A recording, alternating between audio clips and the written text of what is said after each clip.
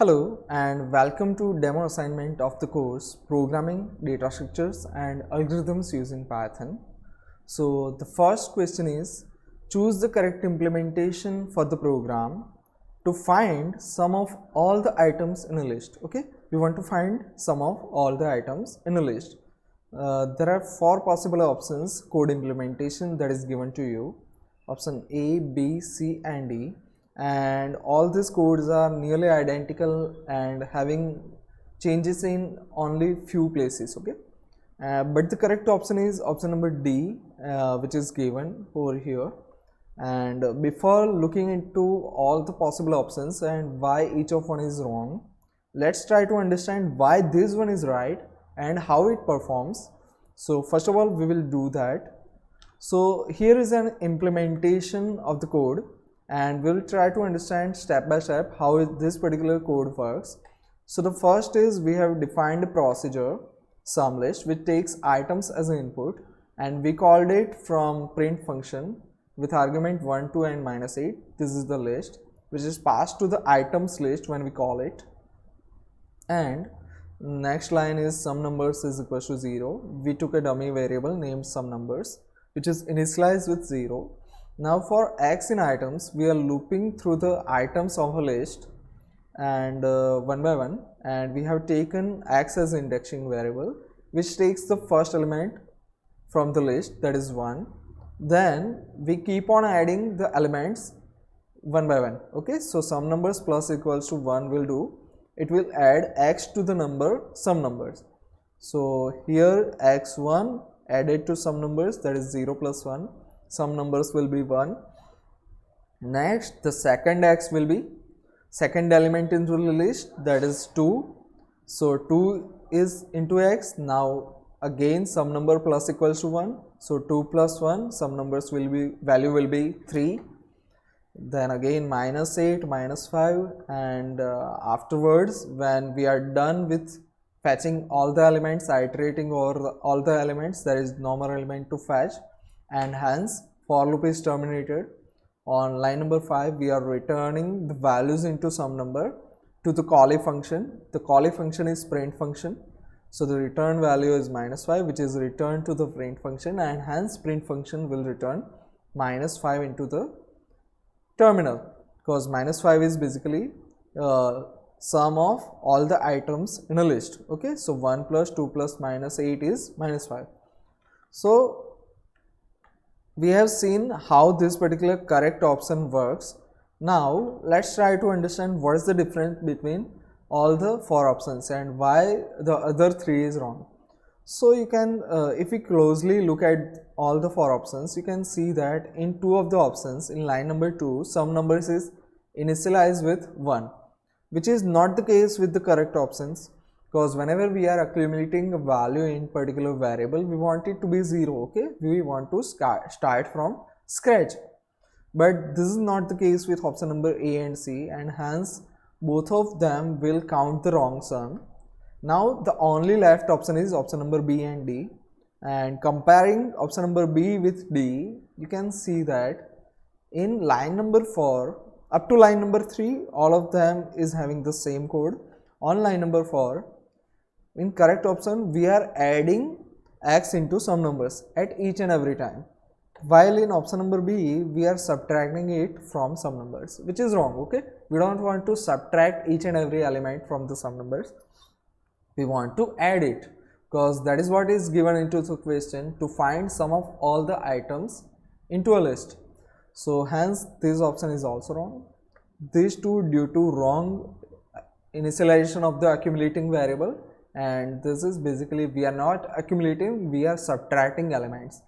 So this is the correct option. Now coming to question number 2. The question number 2 is, the following Python program is meant to get the largest number from a list. Okay, we want to get the largest number from a list, but it might have some errors. Identify the errors if any. Here is the code, and the possible errors are in line number 2, line number 4, line number 5, and no errors at all. The correct option is no errors, so this particular code is correct. So let's try to understand how this particular code solves this problem. that is to get the largest number from a list. Let's look at it step by step. So here is a code that is right and given. So we have made a procedure max number in a list which takes list as an input and returns max as an output. So we called it from print function and we passed list 1, 2, minus 8 and 0. And in procedure we have initialized the first element max with first element of the list. So we have taken first element of the list as a max, for example, and then we are iterating over this list element using a for loop. And for each and every element, if we are going to check that is bigger than max or not.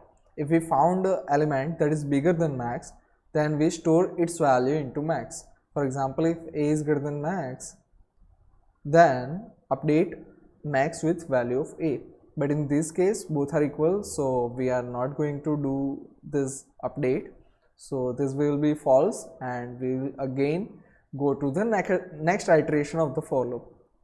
So again from line number 4 to line number 3, this time to fetch the second element. So a value is 2. Now checking the condition, if a is greater than max, then yes, it is true. So we are going to update max is equals to a from line number 5. So line number 5 will update max to 2, and we are going to do the same procedure for the remaining element. For minus 8 the condition is false, hence no need to update. For 0 the condition is again false, no need to update. Now for next time no more element to fetch, so for loop is terminated. We will move to line number 6 where we return the found max value to the callee procedure. The callee procedure is print, and hence the print will print 2 onto the terminal, which is the highest value from the list. So that was it for question number 2, and you can see that it is the same code and works perfectly fine. No errors are there into the code. Now moving on to the third question. The following Python program is meant to remove duplicates from a list. So the code is meant for removing the duplicates from a list. If you find any duplicates, remove it. But it might have some errors. Identify the errors if any. So this is the code, and the possible errors are in line number 3, 6, 7 or no errors at all. And I have declared over here that error is line number 6. For that let's try to implement this particular code with corrected line number 6. So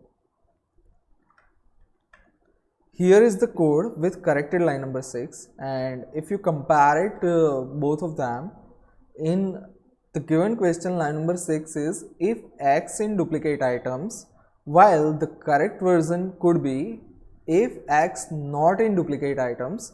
And let's try to understand why we need to put not over here before n. So for that let's execute the program line by line and try to understand what happens.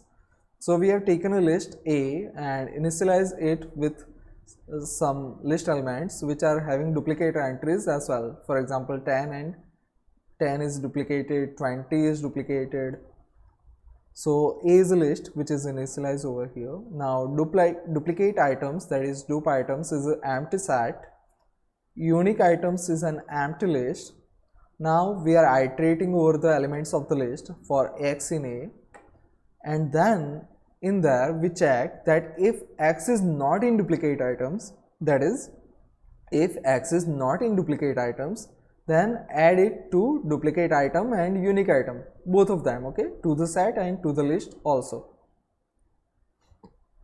So for example, for first value of first element of the list, that is 10, it is not into that, so we added it into unique items, we added it into the duplicate item set, and this is what we are doing for all the elements. Let's see it. For x value of 20, it is not into the duplicate items, so we need to add it. So 20 is added to both of them. For x30, it is not still there, so we need to add it to the both. Now for x20, we can see that it is already present. so the condition will return false. Okay, so line number 7 and 8 will not be executed, and that is what we want. We don't want it to be executed when the items are duplicated, so we are not going to add it again, because if we are adding it again, then the list and the set will contain the duplicate elements. We don't want it. We want to remove duplicate elements. So on line number 6 we will not go to line number 7 and 8, we will go again to line number 5. For line number 5 we will again fetch the next element, that is 10. It is again present, so again no need to execute line number 7 and 8. And this is what we are doing for rest of the element. And after going through each and every iteration, at last we will have set of items which is unique and set of list which is unique, no duplicate elements. So that is it. Ultimately we are printing this duplicate item set onto the terminal. Let's see it. Here it is. So you can see that both of them has line number 6 wrong.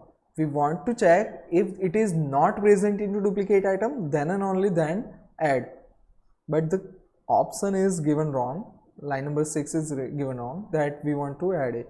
So that was it for question number 3. Moving on to question number 4. Choose the correct implementation for the Python function that takes two lists and return true if they have at least one common member. Okay, it takes two lists as input and it will return true only if they have one common element. For example, we passed two lists, that is 1 2 3 4 5 and 5 6 7 8 9. As you can see that both of them has at least one common element, that is this number 5. So this particular input will return true, but the second input, that is 1 2 3 4 5 and 6 7 8 9, it does not have any common element, so it will return false. That is what we want, and we need to choose the correct implementation for the same. Option A, B, C and D, all of them are nearly identical. We need to closely look at it and try to identify which one is correct. But first of all, let's see that option number A is correct and try to figure out how this particular thing works, and it will help us identify the errors. So let's jump to the detailed step-by-step solution of the same. So here is the code that is given to you, which is correct in option number A. It takes two inputs, list number 1 and 2, and the procedure name is common data. First of all, we will pass two lists to that, one list to list number 1, one list to list number 2. Here it is. Now initially in the procedure we may take a variable and which is result, and initialize it with false. Okay, so initially the result is false. Now we will iterate through the list 1, but on each value we will iterate through list 2. For 1 we will compare it with 5 6 7 8 9. For 2 we will compare it with say 5 6 7 8 9. For 5 we will compare it with up to that. Okay, now once we are done with that, then we will go to the second element and we will do the same thing. It is achieved using the nested for loops. Okay, x in y list 1 and y in list 2. If for that we will compare x with y, if both of them are equal, that is x and y are equal.